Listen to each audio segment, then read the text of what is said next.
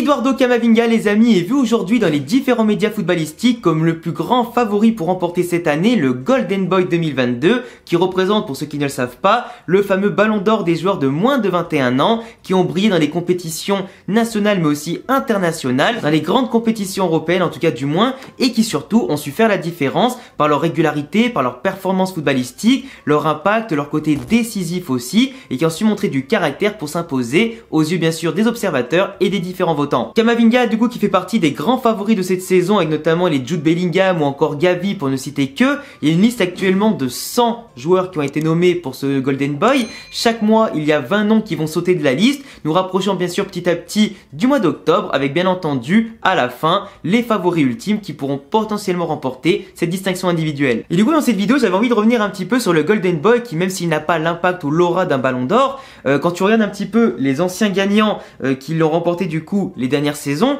tu constates quand même que le trophée amène potentiellement derrière soit des joueurs capables de remporter le ballon d'or ou du moins de faire partie des meilleurs joueurs du monde à leur poste même encore aujourd'hui. On parle notamment de Pedri qui l'a remporté l'an dernier, Haaland en 2020, Joao Félix en 2019, Mathys de Ligt en 2018, Kylian Mbappé en 2017, Renato Sanchez en 2016, etc., etc. En tout cas, vous l'avez tout, la liste des gagnants sous Wikipédia pour remonter jusqu'à 2003. Mais globalement, tu as eu des mecs comme Rooney, Pogba, Isco, Messi, etc. qui l'ont remporté. Comme quoi, c'est vraiment en général de très très bons joueurs jeunes qui le remportent. Et pour certains, s'ils conservent une hygiène de vie, qui conservent une régularité intéressante et un côté professionnel, en général, ils sont censés percer vraiment pour de bon. Mais du coup, moi, je voulais vraiment parler aujourd'hui du fait que est-ce que Camavinga est vraiment, à mon sens, le favori légitime pour remporter cette distinction individuelle. Alors, dans un sens, en tant que supporter du Real Madrid, bien entendu que Camavinga, je pourrais lui donner 1000 fois le trophée. Parce qu'il a remporté la Liga, parce qu'il a remporté la Ligue des Champions, parce qu'il a remporté la Supercoupe d'Espagne,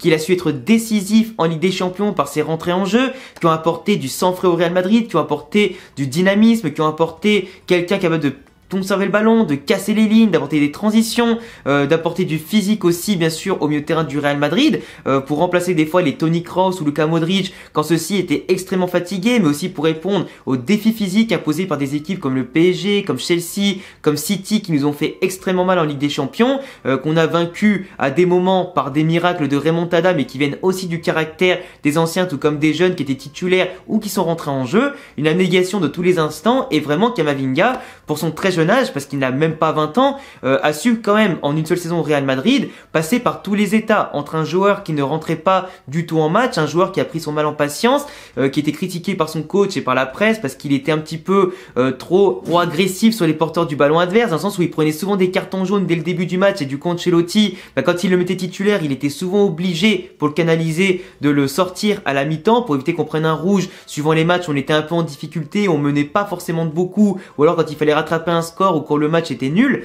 Donc du coup voilà, Camavinga qui avait quand même connu 3, 4, voire 5 mois au Real Madrid de déception totale, entre manque de temps de jeu, entre sorties frustrantes à la mi-temps et des fois des rentrées un peu tard, même s'il avait marqué dès sa première rentrée en jeu. Derrière, Ancelotti a eu du mal à lui faire confiance, à lâcher le trio Modric, Casemiro et Kroos, et c'était souvent que Valverde qui rentrait en jeu, ou du moins qui apportait du sang frais et au moins une certitude. Camavinga au début, on sentait que la pression de jouer pour le Real Madrid lui brûlait un petit peu les pieds, on sentait qu'il n'était pas encore adapté bien sûr au climat parce qu'il faut apprendre l'espagnol, parce que bien sûr faut passer de Rennes au Real Madrid, c'est quand même un gouffre assez monumental à passer, et au début il avait du mal à être serein, à prendre les initiatives comme tirer de loin, comme tenter les transversales, faire des choses qu'il faisait pourtant à Rennes comme casser les lignes ou prendre confiance pour casser des lignes avec ou prendre confiance en portant un petit peu le ballon, tenter un ou deux dribbles, etc. Et après sortir une passe laser comme il a le secret. Mais en tout cas, c'est vrai qu'au début, il a eu du mal. Mais après ça, après la trêve de janvier, et globalement, quand Ancelotti a commencé à comprendre qu'il fallait vraiment laisser la place aux jeunes et faire tourner, parce que l'équipe titulaire commençait vraiment à être éreintée à force d'enchaîner les matchs, Camavinga et Valverde ont pris une place vraiment importante. C'était plus que des jokers de luxe, c'était vraiment des titulaires bis en fin de saison. Et Camavinga, tout comme Valverde, ont pris une importance monumentale. On se rappelle tous les rentrées en jeu en Ligue des Champions contre Paris, City et Chelsea, où le mec a souvent récupéré les ballons décisifs qui ont amené derrière un changement d'aile, ou des fois une passe, ou un cassage de ligne qui a amené du coup après derrière l'action qui a entraîné le but de la victoire, de la remontée, etc.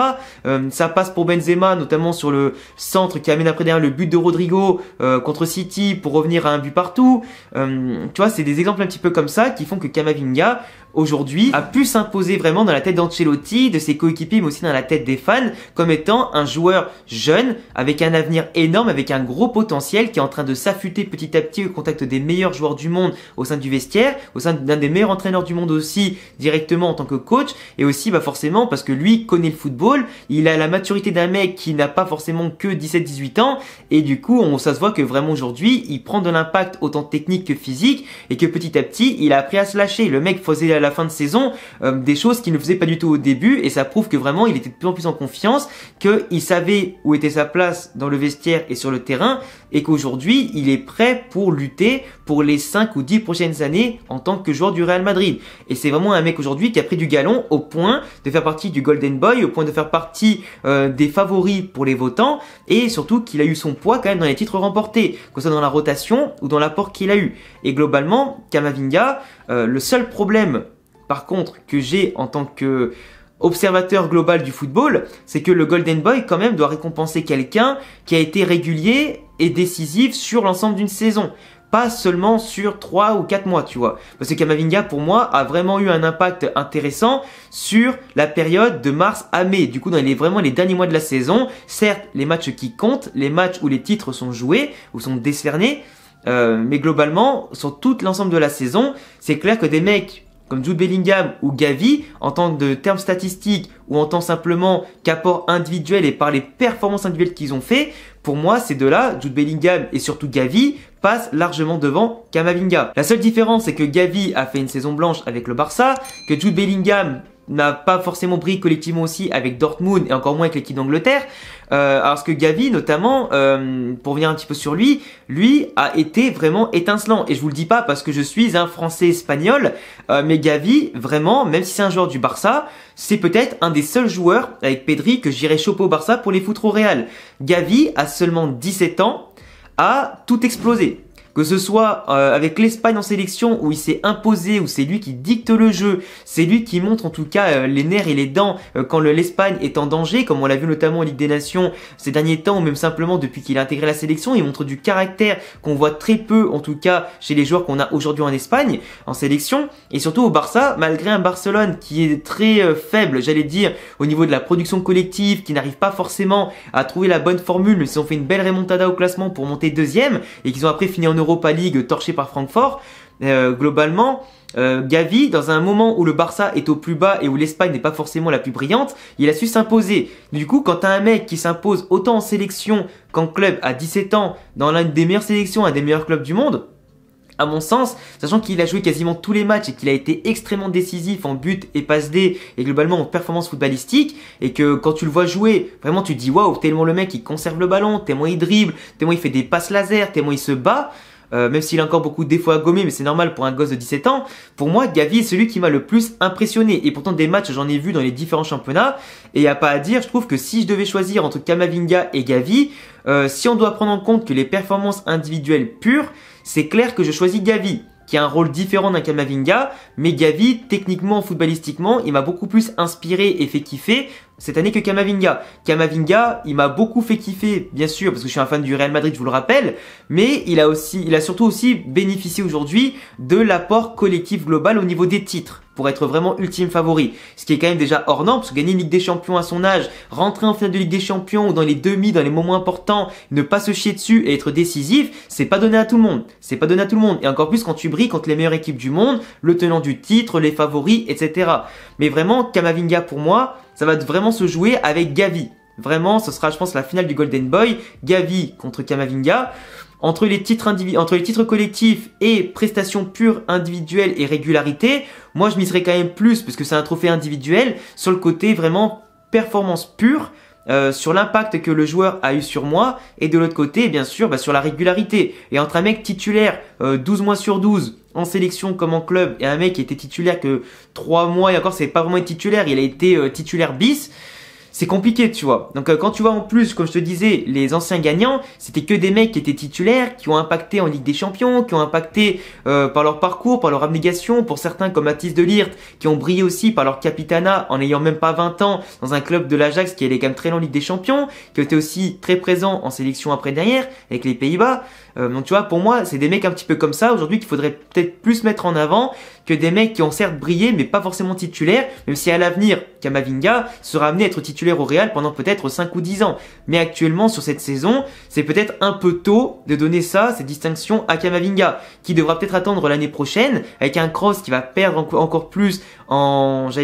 importance au sein de l'effectif, Modric qui va devoir doser les efforts, et du coup dans un secteur où tu auras Tchouaméni, Valverde et Camavinga qui vont beaucoup plus se montrer que cette année, peut-être que l'année prochaine ce sera pour lui. Parce que cette année Vinicius aurait pu le gagner, mais malheureusement il passe les 21 ans ou atteint 21 ans cette année. Donc du coup malheureusement ça lui enlève toute possibilité de remporter le trophée. Sinon si Vinicius était éligible, ce serait largement Vinicius parce qu'il a fait une saison digne d'un top 5 Ballon d'Or, tu vois.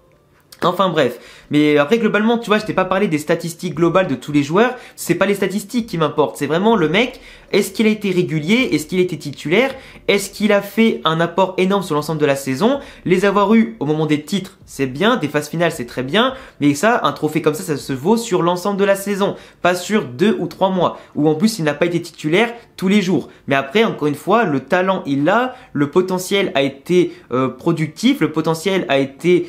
prouvé par de l'efficacité, par de belles entrées en jeu, et aussi savoir supplier Kroos, Modric, Casemiro, c'est pas donné à tout le monde non plus. Quand t'as eu le meilleur trio de milieu de terrain de l'histoire de la Ligue des Champions en face de toi, et que t'as pas bégayé, que t'as travaillé, que tu t'es entraîné dur, que t'as profité de la moindre occasion de te montrer dans les petits, moyens ou gros matchs, et les grandes compétitions aussi, t'as pas du tout à rougir. Donc pour moi, Camavinga remporte le trophée, je pense que c'est quasiment sûr à 90%, vu ce que disent les médias, etc. Et c'est entièrement mérité. Par contre, Gavi, s'il l'obtient, ce serait pas démérité. Ça ferait suite à Pedri qui le remporte l'année dernière, qui l'a eu pour une de ses premières saisons au Barça, parce qu'il a été régulier, parce qu'il a été impactant, parce qu'il a montré à tout le monde ce qu'était aussi le véritable football, malgré l'âge qu'il avait. Comme dit Mbappé, l'âge, on s'en fout, ce qui compte c'est le talent. Et pour moi, aujourd'hui, celui qui m'a plus prouvé de talent régulièrement et titulairement, c'est Gavi. Et comme quoi, je vous montre aujourd'hui que t'as beau être pour le Real Madrid, même si certes je suis franco-espagnol et que je suis pour l'Espagne en sélection, etc.,